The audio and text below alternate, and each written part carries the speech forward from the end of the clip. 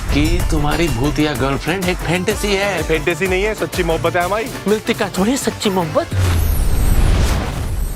आप सच में आ गए, आप सच में आ गए, आप आ गए। वेल, किसी भी फिल्म में कैमियो का मतलब cherry on the cake, Salman भाई विदाउट ब्रेक और क्रश अगर सडनली कर ले हैंडशेक, मतलब मजे ही मजे, पैसा ही पैसा। फिर चाहे एसआरके का ब्रह्मास्त्र में या फिर ए दिल है मुश्किल का कैमियो हो, सलमान खान का पठान में या फिर सूर्या का एज अ रोलेक्स इन विक्रम। और ऐसी ही एक अद्भुत अविश्वसनीय कल्पनीय कैमियो वाली फिल्म जो कि हॉरर की खिचड़ी में घी पापड़ दही अचार की तरह कॉमेडी को गर्मा गर्म सर्व करती है। I mean, स्त्री 2 जिसका क्रेज ऐसा है कि फिल्म 1 घंटे में 45,000 टिकट बेच देती है। फर्स्ट डे पर कलेक्शन के मामले में प्रभास को भी मुंह चिढ़ाते हुए फिल्म आधे दिन में 36 करोड़ कमा लेती है। तो भैया इस फिल्म पे तो बात करना बनता है। सो इस वीडियो में हम फिल्म के रिव्यू के अलावा इसके mid and post credit scenes, character connections और काफी सारी चीजों पर थोड़े मजाक मस्ती के लहजे में आपसे बात करेंगे, जिसमें हम आपको सरकटा स्त्री के तिलिस्मी रहस्य, स्टार का कैमियो, आइकॉनिक सीन, श्रद्धा का कैरेक्टर असली में कौन है और अब उसके प्यार में पागल दूसरा आशिक कौन है, मेकर्स ने कल्कि 2898 वाली कौन सी ट्रिक खेली है फिल्म के बिजनेस को बढ़ाने के लिए, और इस यूनिवर्स के अगली फिल्म का क्या अपडेट है और क्यों स्त्री 2 में मुंजिया का कोई भी कनेक्शन नहीं था, सब जानेंगे इस वीडियो में। तो वीडियो में स्वाद अनुसार स्पॉइलर को करते हैं ऐड और बात करते हैं फिल्म के दोनों ही एस्पेक्ट पर, फिर चाहे वो गुड हो या फिर बैड। आज से जस्ट 6 साल पहले खुद स्त्री यूनिवर्स के माई बाप, मेरा मतलब दिनेश विजन ने भी नहीं सोचा होगा कि वो कभी इंडिया की सबसे सस्ती और टिकाऊ यूनिवर्स बना पाएंगे, जिसकी फिल्म कलेक्शन के मामले में साल की अब तक की सबसे बड़ी फिल्म यानी कल्कि 2898 को भी बीट कर देगी। हाँ भाई, फिल्म ने पहले ही दिन 46 करोड़ और स्पेशल स्क्रीनिंग से 8 करोड़ यानी टोटल 54.25 करोड़ कमा लिए हैं। और फिल्म ने हिंदी कलेक्शन के मामले में कल्कि 2898 और फाइटर दोनों को ही बीट कर दिया है। जहां कल्कि 2898 का फर्स्ट डे का हिंदी कलेक्शन सिर्फ 27.5 करोड़ था, तो वही पठान जैसी फिल्म देने वाले सिद्धार्थ आनंद की फाइटर तो सिर्फ 24.6 करोड़ पर दम तोड़ चुकी थी। सो भैया जी लोग, इस वीडियो को भी हमने 2 पार्ट्स में सेग्रीगेट किया है। फर्स्ट चर्चा on Stree 2 and second mid and post credit scene explained and character buildup and connection. So first चर्चा ऑन स्त्री 2।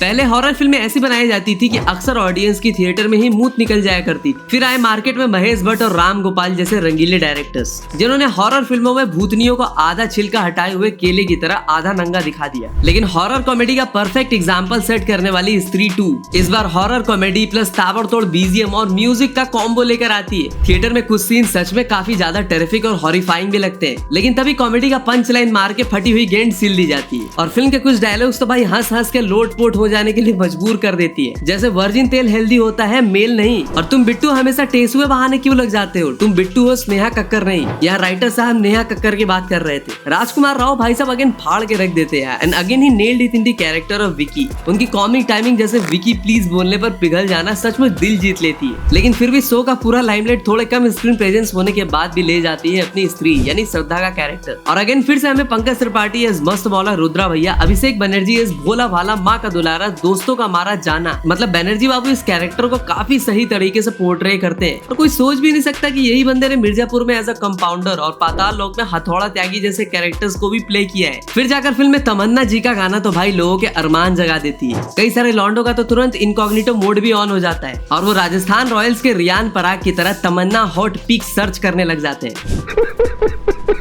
वेल, आपको भले ही फिल्म की महंगी टिकट से दिक्कत हो रही हो, लेकिन मैं तो सिर्फ तमन्ना जी के आइटम नंबर को बिग स्क्रीन पर देखने के लिए कल दोबारा जा रहा हूँ थिएटर।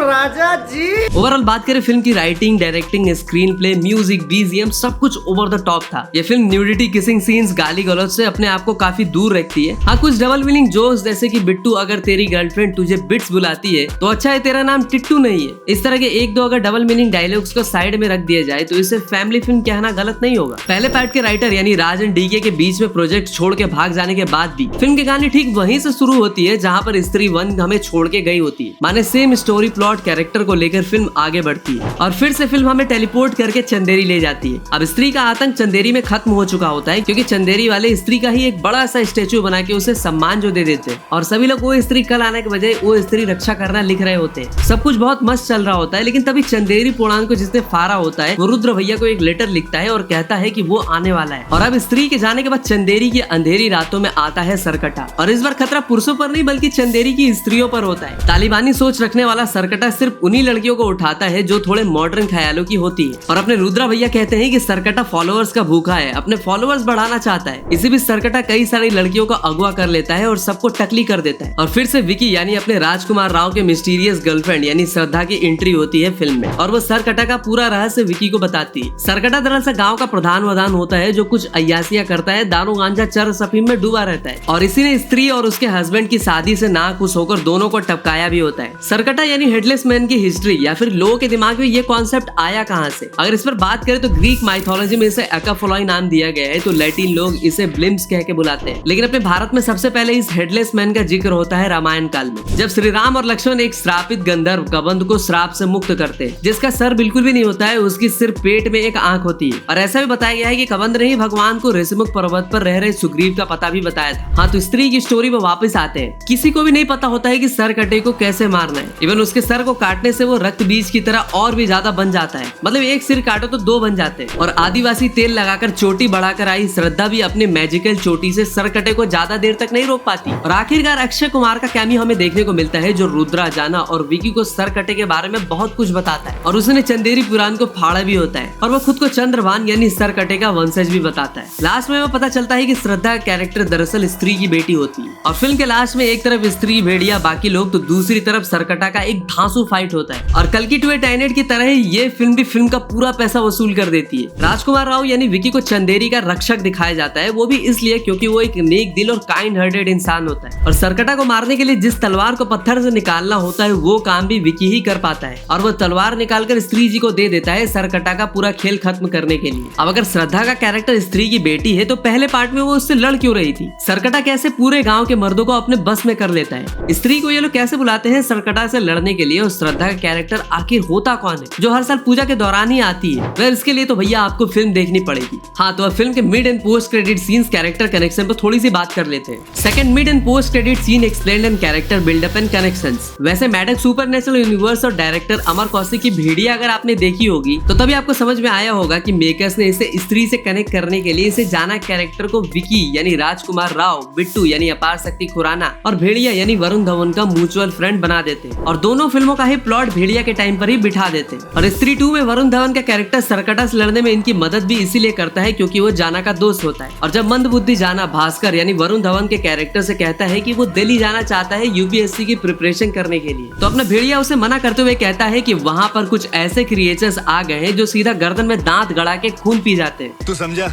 हाँ। नहीं, तू समझा नहीं। इससे ये बात तो क्लियर हो जाती है कि वो वैम्पायर की ही बात कर रहा होता है। ऊपर से अपना भेड़िया भी लाल साड़ी में आई श्रद्धा का लवर बन जाता है, मतलब एक तरफ विकी तो दूसरी तरफ भेड़िया। यहाँ पर भेड़िया इसी यूनिवर्स की अगली फिल्म विजयनगर के वैम्पायर का रेफरेंस दे रहा होता है जिसमें आयुष्मान खुराना लीड में होंगे और रश्मिका के भी होने की बात है। और विजयनगर मतलब शायद दिल्ली के मुखर्जी नगर की बात हो रही है जहाँ यूपीएससी की प्रिपरेशन होती है और मे भी अगली फिल्म का प्लॉट भी यूपीएससी एस्पिरेंट पर ही बेस्ड हो जहाँ वैम्पायर का आतंक होगा। फिल्म में काफी सारे लोग तो पवन सिंह के गाने को ही दी एंड समझकर एग्जिट कर जाते हैं। तभी हमें इस यूनिवर्स के थैनोस यानी अक्षय कुमार के कैरेक्टर से मिलाया जाता है जिसे सरकटा की अस्थियां कोई ला कर देता है और वो उसे पी जाता है। मतलब ऐसा लगता है कि बाकी लोग तो प्यादे होते हैं, पूरा गेम तो ये बंदा कर रहा होता है और अब उसके पास सरकटा की शक्तियां भी होती है। ये फिल्म काफी सारे सवाल छोड़कर जाती है कि जैसे हर साल की 4 दिन की पूजा में चंदेरी वाले पूजा किसकी करते हैं? सरकटा क्या वापस आ सकता है? इसके अलावा मुंजिया को इसलिए स्त्री 2 में ऐड नहीं किया जाता क्योंकि अभी मुंजिया 2 आनी बाकी है जिसमें पहले उसे भेड़िया से कनेक्ट किया जाएगा, फिर आएगी भेड़िया वर्सेस मुंजिया और मुंजिया के स्त्री जी से परिचय होते होते 2030 भी आ जाएगी। और हाँ, स्त्री 2 पंकज त्रिपाठी और अक्षय कुमार की दूसरी फिल्म थी और 15 अगस्त को अक्षय कुमार ने एक तरफ अपनी खेल में तो दूसरी तरफ स्त्री 2 मतलब अपनी ही फिल्मों को भिड़ा दिया था। इसके अलावा अपने तमन्ना और अभिषेक बैनर्जी भी स्त्री 2 और वेदा दोनों में ही दिखाई दिए थे। और आप वीडियो पसंद आई हो तो हमें फ्री में सपोर्ट करने के लिए लाइक ठोको। और हाँ, अगर आप इंडियन सिनेमा की बेस्ट पोस्ट क्रेडिट सीन्स पर एक डिटेल वीडियो हमसे चाहते हो तो कमेंट में PCHD स्पैम करो। हम सिर्फ 500 कमेंट्स का टारगेट लेकर चलते हैं। तो आपसे मिलता हूँ एक और धांसू वीडियो के साथ, तब तक के लिए हर हर महादेव।